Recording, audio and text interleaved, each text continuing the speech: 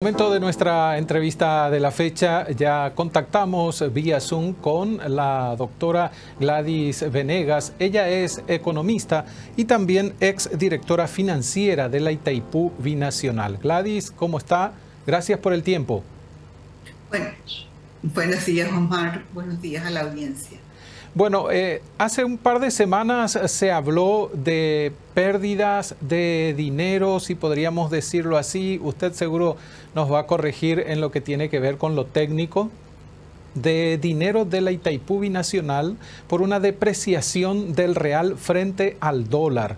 ¿Qué podemos contarle a la audiencia sobre esto? Hablamos de un monto superior a los 200 millones de dólares, doctora. Sí, realmente creo que es una suma considerable Ujú. para tener y para que los funcionarios de la Itaipú, la sección financiera, no se haya dado cuenta que real se estaba depreciando bastante y que no era aconsejable tener los fondos en reales, sino debían haber cambiado inmediatamente a dólares. Eso, por supuesto, ocasionó una pérdida financiera importante, pero como dije, realmente el- no hubo un mea culpa de parte de la Itaipú por haber permitido que semejante nivel de pérdida adquisitiva de los recursos financieros haya ocurrido. Ujú. Ahora, esto se puede leer como una desidia porque es un poco difícil que expertos en la parte financiera dejen pasar esto o no se den cuenta de que esto esté ocurriendo o puede llegar a ocurrir eso. No, yo no creo que fuera desidia y una manera de dormir. Creo que eh, o porque los fondos estaban colocados a plazos y no podían sacarlo, o directamente también porque convertir esa cantidad de reales a dólares en un momento determinado podría haber tenido un efecto sobre la economía brasileña, Ujú. porque hay que contar que son muchos dólares y cuando se hace una operación financiera de esa envergadura, también afectan los agregados monetarios. Entonces también afecta al Banco Central brasileño y hay que entender de que esos fondos estaban en el sistema bancario brasileño. Entonces, puedo decir de que realmente fue una decisión de mantener o una decisión de sostener a la economía brasileña. Para entender un poquito la dinámica interna de estos manejos de fondos, doctora, ¿podría explicarnos por qué ese dinero está en el sistema bancario financiero, tomando en cuenta que es dinero de la parte paraguaya de la binacional? Hay que entender que anteriormente la explicación que daban por la cual los recursos estaban mayormente en el sistema brasileño era porque la deuda que se tenía que pagar Ujú. era con Electrobras, estaba en Brasil. Sí. Entonces era conveniente que estuviera en ese país, pero esa condición ya no existe en este momento. Terminó de pagarse la deuda y comienzan una serie de negociaciones en la cual uno puede decir, bueno, tantos recursos se pueden depositar en este sistema que está rindiendo tales beneficios. Porque en este caso hay que entender que la pérdida financiera es 50% para ambos países. No Ujú. es que es pues solamente para el Brasil.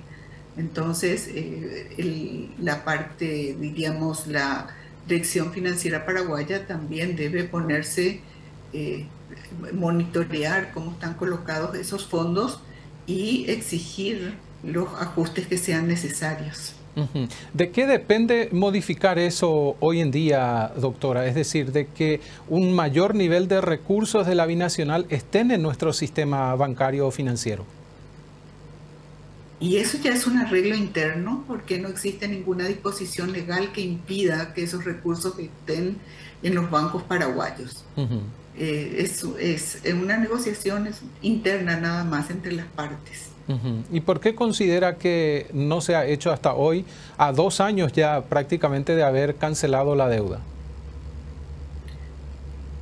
Porque creo que que todavía en Itaipú es el status quo, y por el otro lado es no asumir, diríamos, la mayoría de edad, sino dejar que sea el Brasil el que conduzca todas las negociaciones.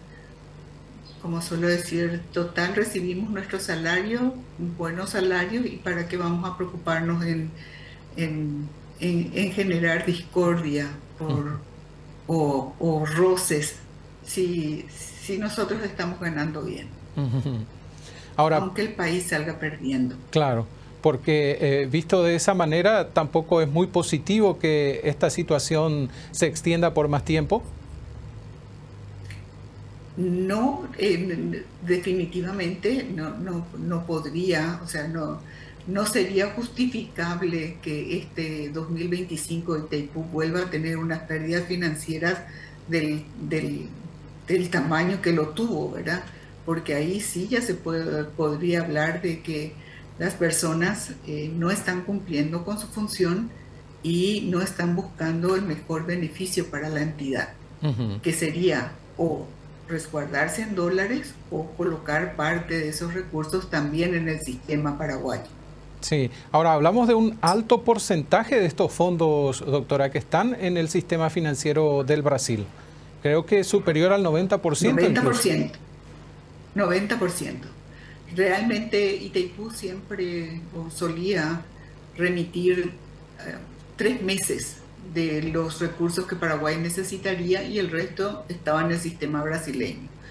Por esa razón también, cuando existe algún tipo de roce y dada la importancia de Itaipú para las finanzas del Estado, cuando Itaipú no transfiere fondos y no hay dinero para pagar, entonces se crea no diría un pánico, pero sí una ansiedad de que realmente en un momento determinado Brasil puede decidir no transferir esos fondos y Paraguay no puede hacer nada.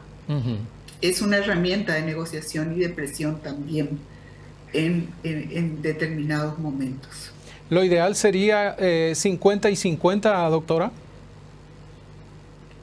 Es lo que según el tratado tendríamos que tener 50 y 50.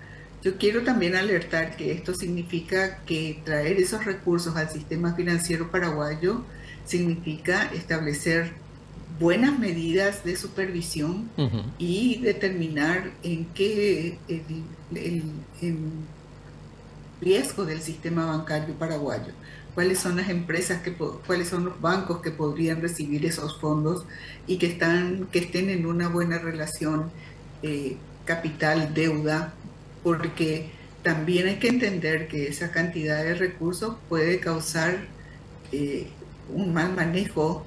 Si existe un mal manejo en el sistema financiero, en algunas entidades, también puede acarrear problemas. Entonces, lo que en este caso no es solamente traer esos recursos, sino asegurarse de que el sistema financiero cumpla con todas las normas que garanticen que esos fondos no van a ir por la cloaca, diríamos. Ahora, nuestro sistema financiero ha mostrado solidez y solvencia en los últimos años. Hace bastante tiempo, podríamos decir décadas, doctora. Entonces, hay un nivel de responsabilidad importante también en el sistema por proteger recursos. Evidentemente hablamos de mucho dinero cuando hablamos de la Itaipú, no hablamos de un inversor cualquiera. Justamente, y ahí es cuando hablo de la relación deuda-capital o cuál es el sistema de capitalización de los bancos. Sí. Porque los bancos deben estar en condiciones de responder con esos fondos. Hay una relación y hay unos análisis de ratios que hay que hacer con los bancos, teniendo en cuenta cómo está la cartera de cada uno de los bancos o para qué destino se dará a esos recursos.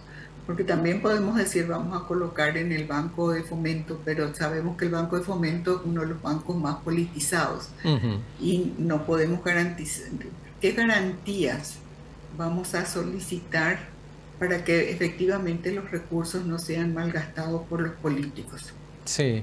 Ahora, ¿hay algún requisito legal dentro de lo que hace referencia al tratado después de decidir mudar esos fondos al país? Es decir, hay que abrir, por ejemplo, se me ocurre un proceso licitatorio para ver qué banco podría recibir esos fondos, o no hay nada específico.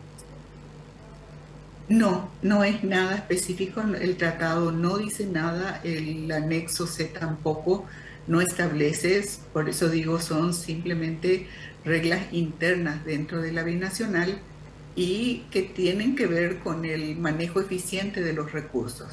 Pero en este momento ya no podemos decir de que hubo un manejo eficiente, entonces corresponde hablar de cómo vamos a hacer que esos recursos sean eficientes y no generen estas pérdidas financieras como las que sucedieron en el 2024.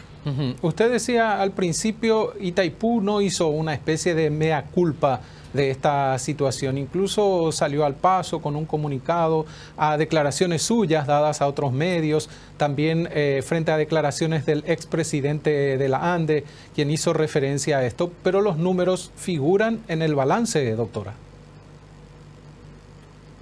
Por eso digo, la pérdida está reconocida como una pérdida por diferencia de cambio.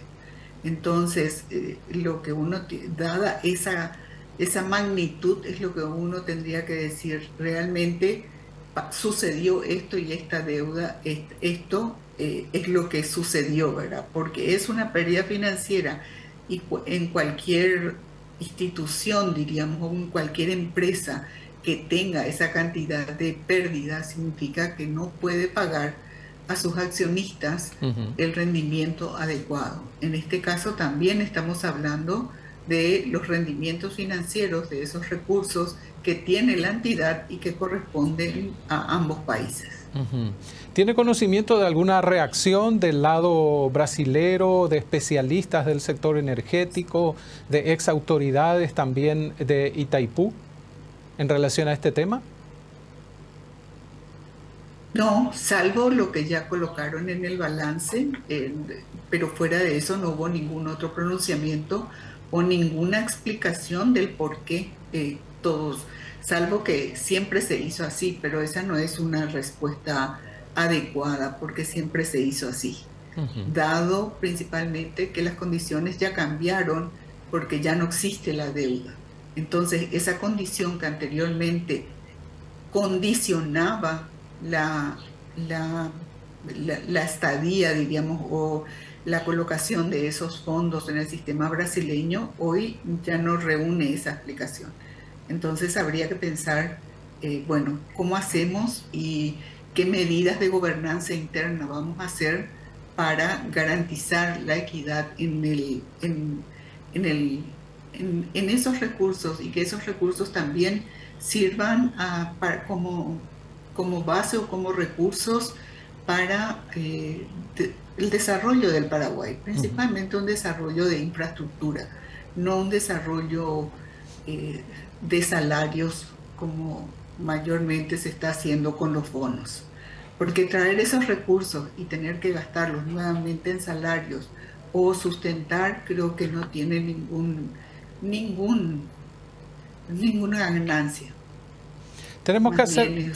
seguimos creando inequidades.